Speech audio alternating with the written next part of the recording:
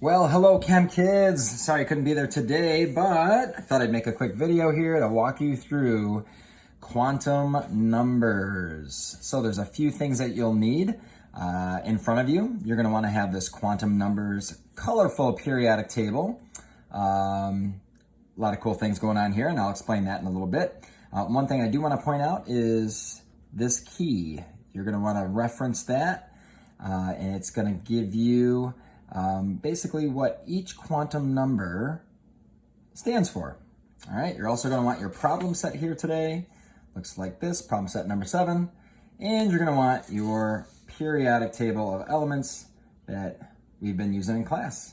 So let's kind of start this off. As you look at the columns here, you'll notice that there are some letters, Z, N, L, M, and S. These are the variables that stand for the quantum numbers that we have to determine. Now, if you're wondering, what the heck is a quantum number? Gosh, Mr. Schultz, we just did electron configurations.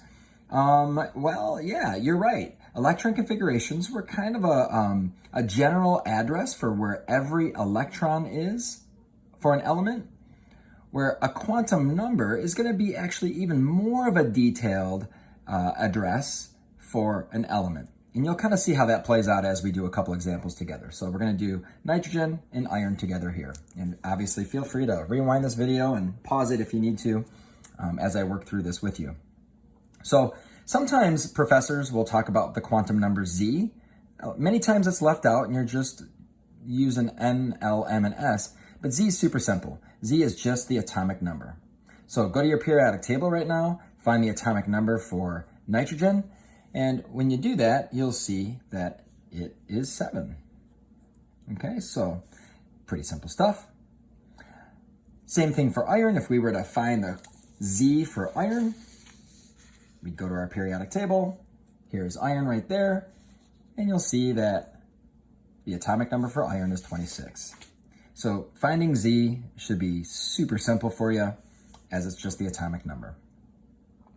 Let's talk about N, L, M, and S. When we look at quantum numbers, we are looking at some things that you're already familiar with, actually. N is going to be the energy level, and we're used to saying that the energy level is either 1, 2, 3, 4, and so on as we work through the periodic table, right? And you have that on your periodic table already. 1, 2, 3, 4, okay? Now remember, when you go across the periodic table, let's say we were in the 4th energy level right here with potassium and calcium, the minute you jump into that D block, don't forget, it's N minus 1. So if we were finding the N for anything in the D block, it wouldn't be 4 if we were in this period or this row, it would be 3. So for instance, with iron right now, if we were finding the N for iron, which we're going to do, it's one of our examples, that N would not be 4, it would be N minus 1, which is 3. Now, you do the N for nitrogen. Take a quick look at your periodic table, find nitrogen, what row is it in, what energy level is it in, and if you said 2, you're right. There's no N minus 1 here or anything like that. It's just straight up 2. Pretty simple. Here's where your colorful periodic table comes into play. All right. And when you look at the periodic table, this one at least, you'll notice these colors. And you'll notice that energy level or period or row 3 is all pink. When you come down here, you'll see that 4, the energy level 4, is blue. But as you go across, oh, wow, it just turned pink. And that's because of that N minus 1 that we talked about. So this periodic table kind of helps keep that straight for you. There are some other things on here that we're going to talk about in a little bit, but that's why these colors exist like this on the periodic table, especially when you get down here into the F block and it gets a little wonky in this region as we discussed in class. All right. Let's keep going. Let's talk about L. L is also something you're familiar with. L is the orbital or the block, right? So you're familiar with S, P, D, and F blocks when you look at your periodic table. Remember, this is S, this is P, it says P right there, this is D, and this is F. However, when we designate what our L is going to be, we can't just write S, P, D, or F in this column. We have to use a number. So instead of saying S, P, D, or F, we actually have to say 0, 1, 2, or 3. 0 means S, 1 means P, 2 means D, and 3 means F. It's pretty straightforward. So take a look at nitrogen on the periodic table. Which block is nitrogen in? And if you said the P block, you're right. Nitrogen's in the P block, but remember, we can't write P. S is 0, P is 1, D is 2, and F is 3. So for L, we are going to write 1. That's my 1. What's L going to be for iron? And again, if you took a look, S is 0, P is 1, D, where iron is going to be 2. So you would just write the number 2 for iron. Hey, this isn't that bad, is it? Look at, we're almost halfway done, okay? Actually, we're more than halfway done. Let's talk about M. All right, M is the specific orbital that element's last electron is in. And remember, we talked about these orbitals. This is a cool diagram. I like this diagram. It's super cool. I'll put a link to this in Canvas for you here. Remember, the S block has these spherical shaped clouds. Remember, we drew this on the board and it kind of looked like Walt Disney threw up on the board because of all the colors and everything. The P block has these propeller shaped clouds that overlap one another. Okay? So if we talk about M, on your quantum periodic table here, it says, well, M either has to be like a negative number, 0, or a positive number. Okay? M is basically going to tell us the specific cloud or the specific orbital that the electron is in, the very last electron.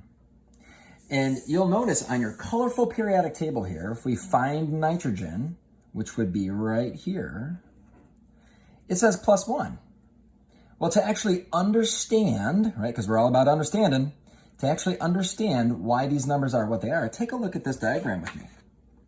If I was putting those last 3 electrons in an orbital for nitrogen, remember, we talked about, and you did this in your POGIL exercise, orbitals are kind of like beds that can hold 2 people or 2 electrons. Here's a bed, here's a bed, and here's a bed. And if I was coming in and I was putting those 3 electrons in that P orbital, I'd put 1 in one bed here, 1 in another bed here, 1 in another bed here. And if I was getting next to oxygen, I'd have to spoon, right? I'd get another electron here that has to share. Here's what that looks like. If I've got 3 electrons coming in for nitrogen, it's going to be 1 right here, right? I don't want to put another electron in here and have them share when there's 2 other beds available, right? There's 2 other orbitals available. So here comes the next one. This would be carbon. And here comes the next one. This would be nitrogen. And if you look, right, the designation, the way we designate M is we either say it's -1, 0, or +1. Take a look at that colored periodic table, right? -1, 0, or +1. And that +1 goes for this whole group, the 0 all the way down. -1, -1, -1, all the way down. That number applies to the whole family. Okay? So this one's probably the most complicated one, and that's why this table is helpful. But I would hope that you would sort of see that, oh, wow, you know what, Mr. Schultz? If I just take this block right here, if I just take this whole thing, and I split it into 2 chunks, right? So I have a chunk on this side, I have a chunk on this side. all I'm really doing is I'm making a number line on one side where the middle element is 0. On this side, I'd have a +1. And on this side, I'd have a -1. I would do the same thing over here. 0, +1, -1. And if you can do that on your periodic table without the help of this colored one, again, I gave this to you sort of as a kind of a springboard, okay, to help you visualize the thinking that we need to do. But eventually, I'd like you to get to the point where you can just look at your periodic table and do that. So going back to our problem set, you'll notice, yeah, nitrogen is going to be +1 when it comes to the M. Boom, there it is. Figure out what iron is going to be on your own. Maybe pause the video and try it yourself. And if you did that, right, here we are again. I'm going to split the D block into 2 chunks. I'm over here. I find the middle, 0, -1, -2. Of course, this would be +1, +2. So iron's M is going to be -2. All right, and last but not least, we have our spin. This is probably one of the easier ones, and it's our last one. And the way that we find our spin is we basically do what we've already done. We want to break the block up into 2 sections. And you'll see the first section is going to be a +1/2, and the second section is a -1/2. And let me explain what that means. If we start putting extra electrons in, watch this. We're going to put an electron here like we did, 1 here and 1 here. And then when we start putting them together, they actually have to have different spins. If they're going to be in the same bed or in the same orbital, they have to have different spins. So everybody in this first section, all those electrons that went in first on this half have what we call a +1/2 spin, okay? So these guys all have the same spin in the same direction, +1/2, +1/2. But when we start pairing them up and giving them an opposite spin, that's a -1/2. Here's another one coming in, -1/2, okay? So, in short, this is to help you understand why it is what we're doing. But if you're just trying to fill this out, right, all you need to do is look at the block that your element is in, nitrogen is right here, and just determine if it's in the first part of that block, that'd be a +1/2, or the second part of that block, it'd be a -1/2. Since nitrogen is in the first part, we're gonna write +1/2. So this is a +1/2. What about iron? Well, let's take a look at the regular periodic table. Remember, here's the D block. The first chunk of the D block is going to be a +1/2, just like it says here. And the second chunk of the D block is going to be a -1/2. So since iron's in that second chunk, we're going to say that S equals -1/2. Okay? So I hope this explanation with the orbitals and your colored periodic table was helpful. Feel free to go back, look at the video, and email me any questions. Do your best with this. Just get this filled out for class next time we meet. And yeah, I know you guys will do a great job. Have a great rest of the day. We'll talk to you soon. See ya.